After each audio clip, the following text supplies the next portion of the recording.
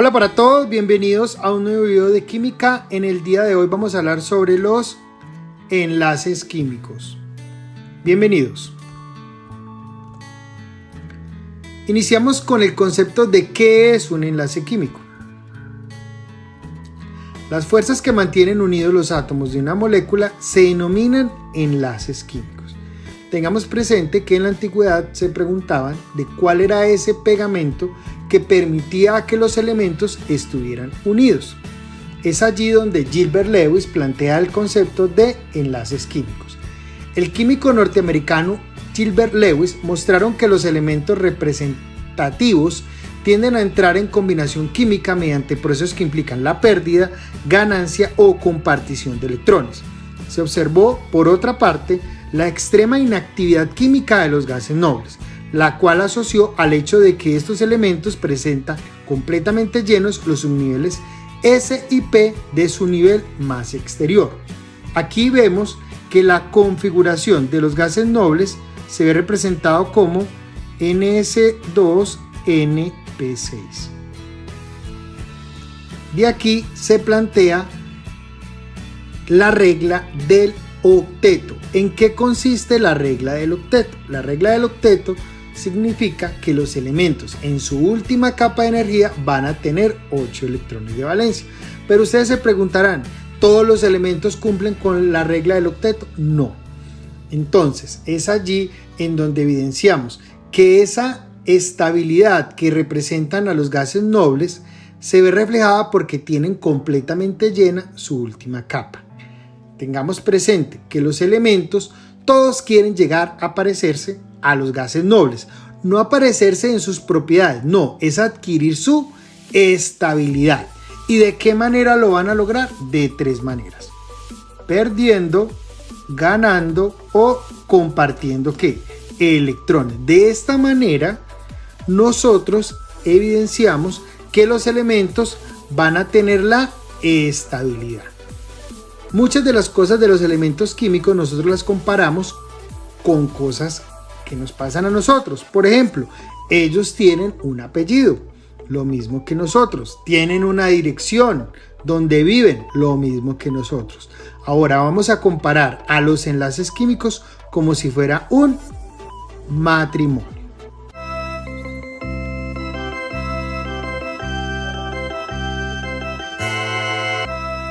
Es correcto. Aquí evidenciamos que los enlaces químicos también se unen, forman un enlace.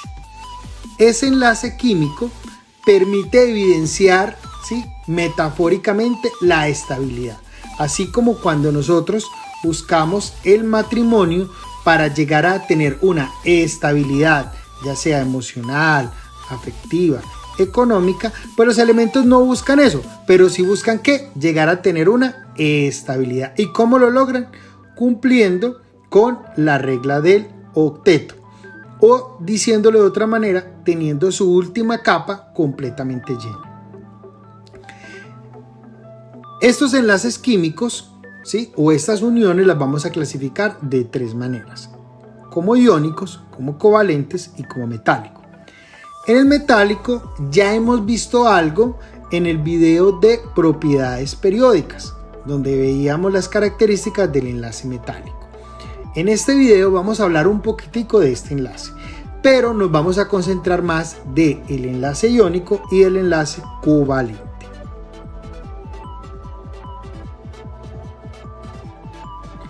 El enlace iónico. ¿Cuándo se genera un enlace iónico? Un enlace iónico se genera cuando la diferencia de electronegatividad es mayor o igual a 1.7. Tengamos muy presente este valor de referencia. Cuando sea mayor o igual a 1.7, clasificamos a ese enlace como un enlace iónico.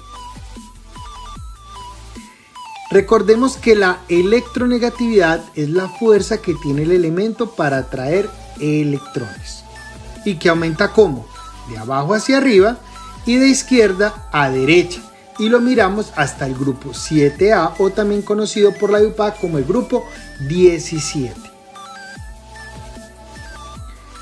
Tengamos muy presente esta frase aquí. Dice, es el formado entre dos átomos con apreciable diferencia en el valor de sus electronegatividades. ¿Qué significa eso? Que cuando me pongan en la tabla periódica un esquema de la tabla periódica y me digan entre qué elementos se va a formar el compuesto con mayor enlace iónico, voy a buscar un elemento que esté en la región P y otro elemento que esté en la región S. Y ese elemento, entre más arriba esté y más a la derecha, va a tener mayor electronegatividad, pero siempre teniendo presente que lo vamos a mirar hasta el grupo 7A. Y el otro elemento va a ser un elemento que va a estar en la región S y entre más a la izquierda y más abajo va a tener menor electronegatividad. Al unirlos, la diferencia va a ser mayor y entre mayor sea la diferencia, el compuesto se clasifica como más iónico. Esta parte también es muy importante. Este enlace se origina cuando se transfiere uno o varios electrones desde el átomo de baja electronegatividad al otro que posee un alto valor de ella. ¿Qué significa eso? Que aquí, como ya vimos inicialmente, los enlaces se pueden, o digamos, esa configuración electrónica, el que se vuelvan isoelectrónicos a los gases nobles, ¿cómo lo logran? Ganando, perdiendo o compartiendo electrones. Pero específicamente para el enlace iónico vamos a hablar de que hay un elemento que gana electrones y hay otro elemento que pierde electrones. ¿Quién va a ganar electrones? El que tiene mayor electronegatividad. ¿Y quién va a perder electrones? El que tiene menor electronegatividad. Debido al intercambio electrónico, los átomos se cargan positiva y negativamente. Como lo acabé de decir, hay un elemento que va a ganar y hay otro que va a perder electrones. Es por eso que uno se va a cargar positivamente y otro negativamente debido a la pérdida y a la ganancia de electrones.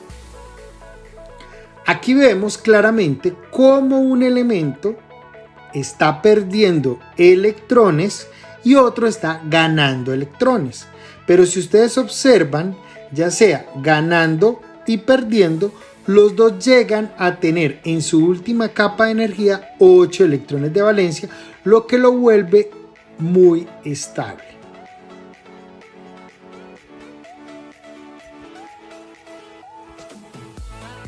Bueno, como ya les dije, un enlace iónico se genera cuando la diferencia de electronegatividad es mayor o igual a 1.7. Pero entendamos paso a paso cómo evidenciamos que los dos elementos que están formando este enlace iónico logran cumplir con la regla del octeto. Tenemos este ejemplo: potasio y el elemento flúor. Este compuesto se llama fluoruro de potasio. Como ya les dije, siempre que hablemos de un enlace iónico, hay uno que va a ganar electrones y otro que va a perder electrones. Vemos los valores de electronegatividad. 4 es el valor de electronegatividad del flúor. En la tabla periódica, el elemento de mayor electronegatividad es el flúor, que tiene un valor de 4 en la escala de Pauli. Y el potasio tiene un valor de 0.8. Cuando sacamos las diferencias de electronegatividad me da 3.2. ¿Esto qué me quiere decir? Que el fluoruro de potasio está unido por un enlace iónico. Y cuando hablamos de enlace iónico es sinónimo de decir ganancia y pérdida de electrones. Vemos aquí el potasio, su número atómico es 19. El valor de electronegatividad es 0.8. Y aquí vemos claramente cómo se organiza su configuración electrónica. Para los que no recuerden cómo hacer la configuración electrónica, les recomiendo ver el video de configuración electrónica que está en mi canal. Entonces, este elemento tiene una electronegatividad de 0.8. Como decíamos ahorita, va a haber ganancia y pérdida de electrones. ¿Quién va a ganar? El elemento de mayor electronegatividad. Siempre la resta la vamos a hacer mayor menos el menor. En este caso, el potasio es el que tiene una electronegatividad de 0.8. Por consiguiente, este elemento va a perder electrones. Como evidenciamos en su configuración electrónica, su último nivel de energía tiene un solo electrón. O sea que él más fácilmente va a perder este electrón y de esta manera su configuración electrónica cambia, en donde evidenciamos claramente que logra tener 8 electrones y allí se vuelve isoelectrónico al argón. ¿Será que se convierte en argón? No, solamente que adquiere la configuración electrónica. Aquí vemos cómo el potasio se carga positivamente debido a la pérdida de ese electrón. Pasamos al flúor. El flúor tiene una electronegatividad de 4. Su configuración electrónica es 1s2, 2s2, 2p5. ¿Por qué? Porque el número atómico del flúor es 9. Como ya sabemos, hay uno que gana y hay otro que pierde. Ya sabemos que el que perdió fue el potasio. Entonces el que gana es el flúor, debido a su mayor electronegatividad. Al ganar este electrón, el flúor se carga negativamente y su configuración electrónica cambia, volviéndose ¿qué? Isoelectrónico al neón. Aquí vemos claramente cómo los dos elementos, uno ganando y otro perdiendo, logra que los dos cumplir con la regla del octeto. Debido a la ganancia y pérdida de electrones se genera una fuerza o una energía de atracción electrostática. ¿Debido a qué? A las cargas que se generaron por la pérdida y ganancia de electrones. Aquí también evidenciamos cómo un elemento está cediendo un electrón y el otro lo recibe. Esto me va a formar ¿qué? Un par de iones. Un ion positivo para el que perdió el electrón y un ion negativo para el que ganó el electrón. Debido a la formación de estos iones se genera una atracción electrostática, pero de igual manera, como ya lo explicamos, los dos están cumpliendo con la regla del octeto y adquiriendo la estabilidad. Ahora pasamos al enlace metálico. Como ya les había dicho, el enlace metálico lo hemos hablado en el video de propiedades periódicas, pero con lo que vamos a ver hoy vamos a entender algo más de lo que ya se había explicado. Vamos a comprenderlo de una mejor manera. Se presenta en los metales. Estos forman agregados en donde no se encuentran átomos sino iones positivos en posiciones fijas y próximas. Los electrones de valencia son los encargados de contrarrestar las repulsiones electrostáticas entre los iones positivos al actuar como una negativa que se desplaza a través de todo el sólido metálico. Para entender esto de una mejor manera, vamos a mirarlo de acuerdo a la teoría del mar de electrones. Aquí observamos cómo estos átomos están cargados positivamente. Pero ¿por qué no hay una repulsión? Porque allí están los electrones que se están moviendo a través del sólido. Esto le está generando la estabilidad. Y ese movimiento de los electrones es lo que le permite a los metales tener la característica de maleabilidad. ¿Qué significa eso? Que se pueden generar láminas muy delgadas y también son dúctiles. ¿Debido a qué? A ese movimiento de esos electrones que están generando ¿qué? La atracción entre los iones positivos del enlace metálico. Ahora pasamos del enlace covalente. ¿Cuándo se genera un enlace covalente? Cuando la diferencia de electronegatividad es menor a 1.7. Tengamos muy presente esto. Menor a 1.7, el enlace es covalente. Es la formación por la unión de dos átomos que poseen igual electronegatividad o poca diferencia de ella. A diferencia del enlace iónico, recordemos que entre mayor sea, más distante estén los elementos. ¿Qué significa eso? Que va a ser más iónico. Pero aquí, ¿qué buscamos? Que los elementos tengan una poca diferencia de electronegatividad. Entonces vamos a buscar elementos que estén muy cercanos. En este caso van a ser no metales. Entonces, cuando nosotros hablamos del enlace covalente, es sinónimo de ¿qué? De compartir electrones. Entonces recordemos, ¿cómo logran cumplir con la regla del octeto? ganando, perdiendo en el enlace ¿qué? Iónico. Pero en el enlace covalente el sinónimo es compartir. Recordemos esto muy bien porque hay preguntas de la prueba que tiene esta frasecita. Recordemos, compartir es para el covalente. Esto implica que los electrones del enlace actúan como estabilizantes para ambos átomos y de esta manera muchos compuestos adquieren la configuración electrónica de un gas noble. Entonces aquí los dos electrones ayudan a ¿qué? O el par de electrones están ayudando, o el doble enlace o el triple enlace está ayudando ¿para quién? Para los dos elementos enlazantes para cumplir ¿con qué? Con la regla del octeto. El enlace covalente ocurre especialmente en la unión de un no metal consigo mismo. ¿Por qué dice consigo mismo? Porque si tiene la misma electronegatividad, pues va a ser cero. Eso hace que el enlace sea más covalente. Hago un paréntesis. ¿Cómo yo sé que un enlace es más covalente o va a ser más iónico? Entre más cerca a cero va a ser más covalente. Y entre más lejos de 1.7 va a ser más iónico. Entonces por eso aquí me dice consigo mismo. Claro, al restarlo tiene la misma electronegatividad, va a ser cero y va a ser más covalente.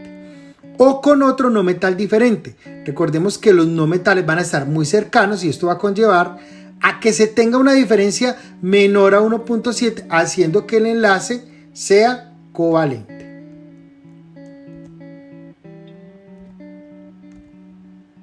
Cuando nosotros hablamos del enlace covalente, nosotros, aparte de decir enlace covalente, hay que clasificarlo en tres momentos.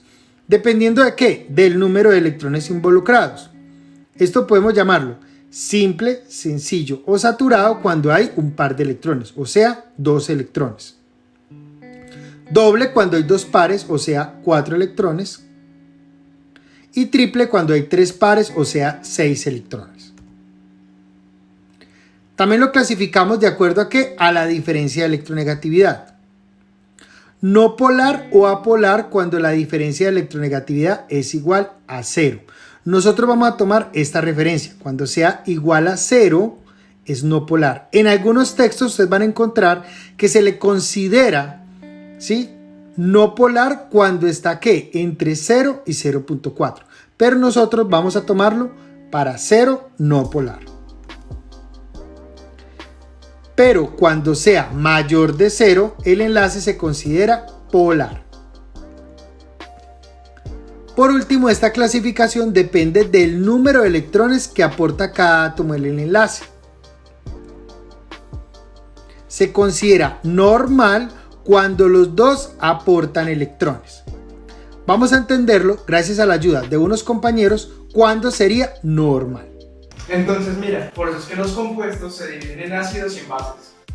Y eso es todo. Sí, eso es todo. Ah, está bien. ¿Y tienes hambre? Sí, un poco. Pedimos pizza. Bueno. ¿De qué quieres? De lo que sea.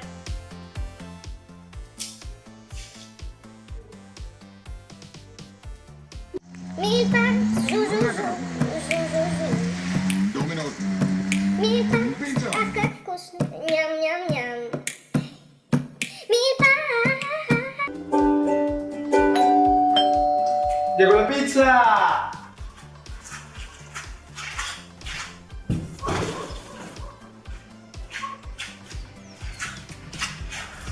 Oye, costó 20.000, ¿quieres 10? Sí. Ve comiendo. Dale. Es correcto. ¿Cuándo un enlace es normal? Cuando los dos aportan el mismo número, ¿sí? Ahí veíamos, los dos aportaron igual cantidad. Lo mismo pasa en el enlace normal. ¿Cuándo es un enlace normal? Cuando los dos aportan igual número de ¿qué? De electrones. ¿Qué significa eso? Que si hay un par de electrones, o sea, 2 electrones, uno aporta uno y el otro aporta otro.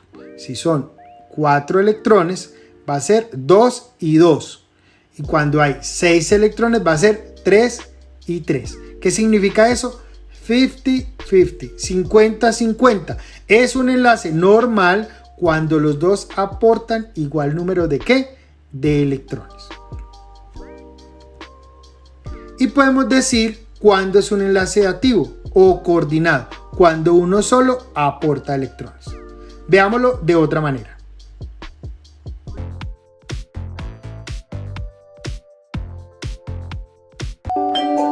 Llega la pizza.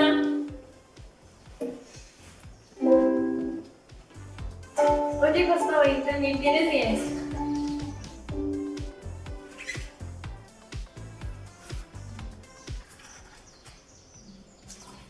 Está bien, voy a ir a pagarlo.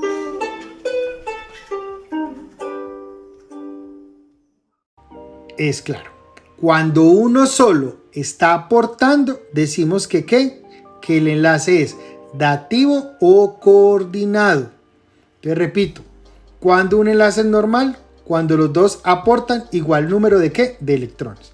Y dativo cuando uno solamente está aportando al enlace. Pero veamos ejemplos para poder comprender mejor esta clasificación.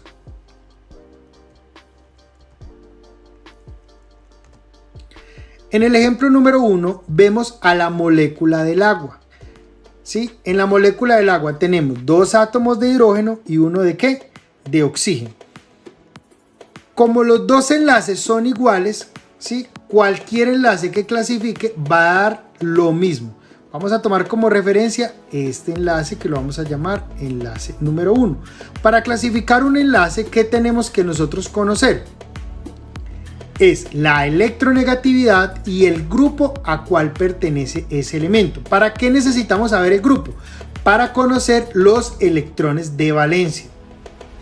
Recordemos que los electrones de valencia son los electrones con los que el elemento se va a enlazar con el otro elemento. Entonces vemos aquí que el hidrógeno tiene una electronegatividad de 2.1 y está en el grupo 1A. El oxígeno tiene una electronegatividad de 3.5 y pertenece al grupo 6A. Sacamos la diferencia y al sacar la diferencia nos da un valor de ¿qué? De 1.4. Como es 1.4, ¿qué significa? Que es menor a 1.7. Por consiguiente, el enlace es covalente. Pero cuando es covalente hay que clasificarlo en 3 momentos.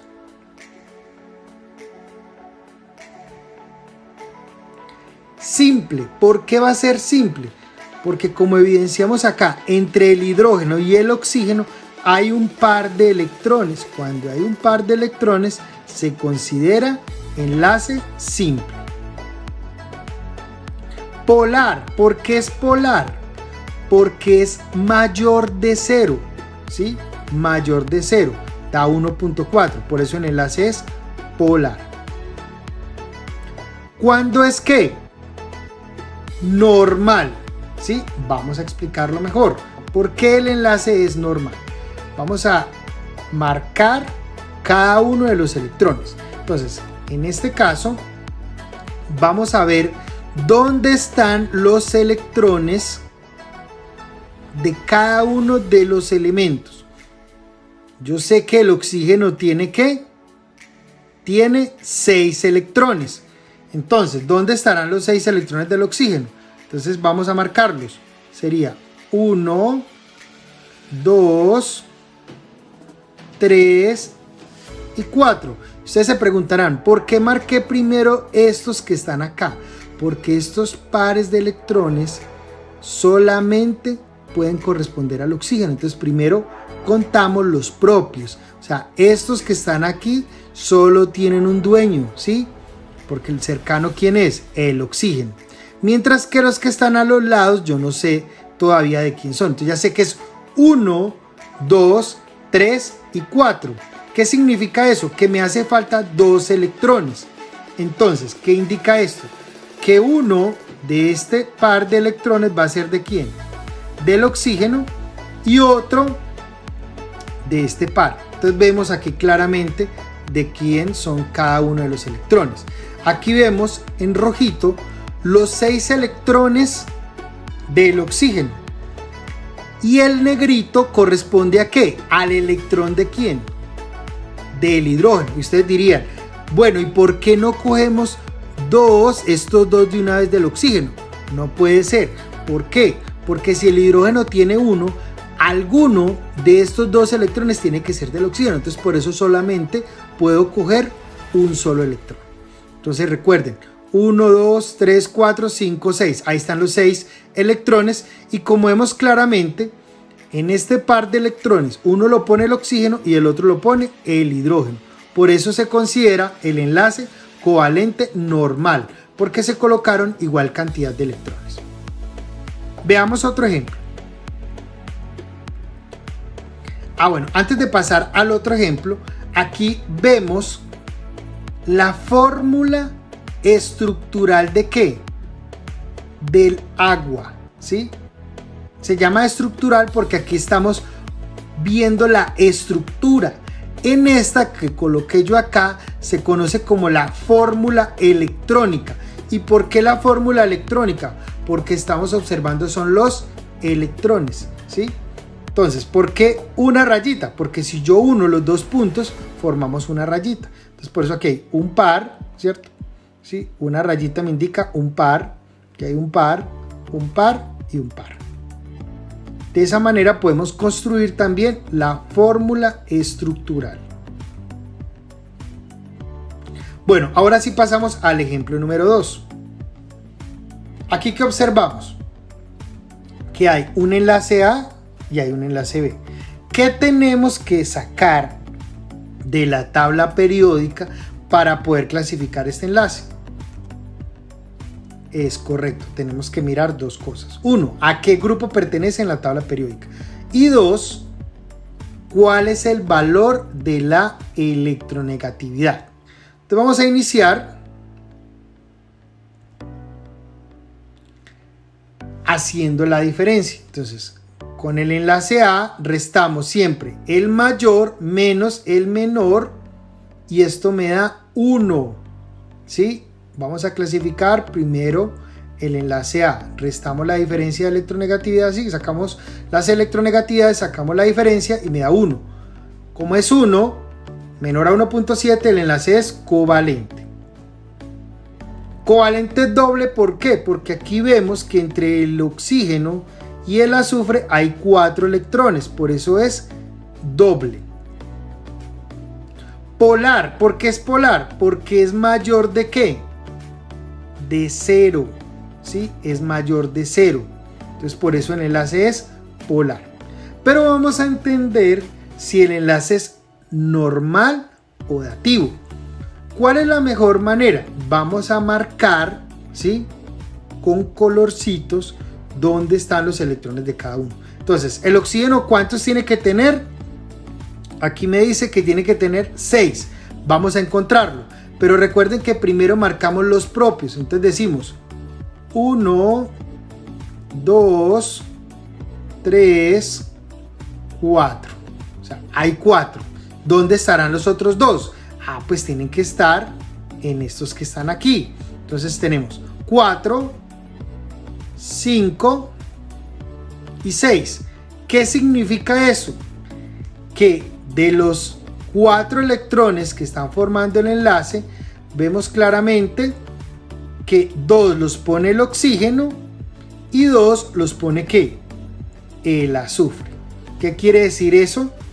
Que son 50-50. Cuando es 50-50 decimos que el enlace es ¿qué? Normal. Ahora vamos a pasar a clasificar el enlace B. Como son los mismos elementos, obtenemos la misma diferencia de electronegatividad. O sea que el enlace es covalente por ser menor a 1.7. Simple porque vemos claramente que un solo par de electrones. Polar porque es mayor de 0. Y ahorita vamos a mirar si es normal o dativo. Entonces, aquí tenemos a este oxígeno, ¿sí? Vamos a ver dónde están los electrones del oxígeno. Entonces él tiene 6, contémoslos, 1, 2, 3, 4, 5 y 6. ¿Qué me estoy dando cuenta? Que el oxígeno tiene sus 6 guardaditos. ¿Y aquí qué pasó? No puso nada. O sea que este par de electrones corresponde ¿a quién? Al azufre. Recordemos que el azufre también tiene 6. ¿Dónde estarían los 6? Ya identificamos 2 aquí, 2 que tiene libre, ¿cierto? Porque estos son propios. Entonces tiene 2 propios, 2 formando este enlace. ¿Y estos 2 son de quién? También del azufre. Entonces tenemos 2, 4, 6. ¿Qué significa esto? Que este enlace es ¿qué? Dativo. O coordinado. Es claro. Dativo o coordinado porque solamente hay un elemento que está aportando al enlace. El otro los tiene que guardaditos. Y aquí vemos claramente, ¿sí?, que todos están cumpliendo con la regla del octeto. ¿De qué manera? Compartiendo. Entonces, como vemos acá tenemos 2, 4, 6 y 2 que está compartiendo. Este oxígeno tiene 8 electrones. Ahora miremos este azufre. Tiene 2 de él acá, 2 que está compartiendo, son 4, 6 y 2, 8. Y este oxígeno tiene 2, 4, 6 y 2 que le está compartiendo el azufre, ¿sí?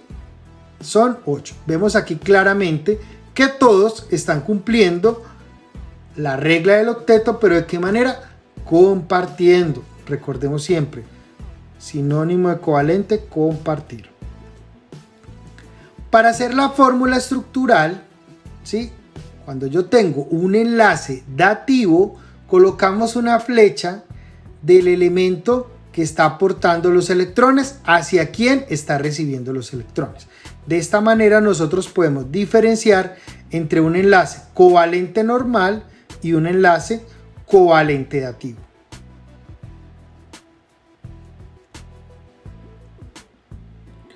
Bueno, aquí vemos la diferencia en los enlaces covalentes normales, covalentes polares y enlaces iónicos.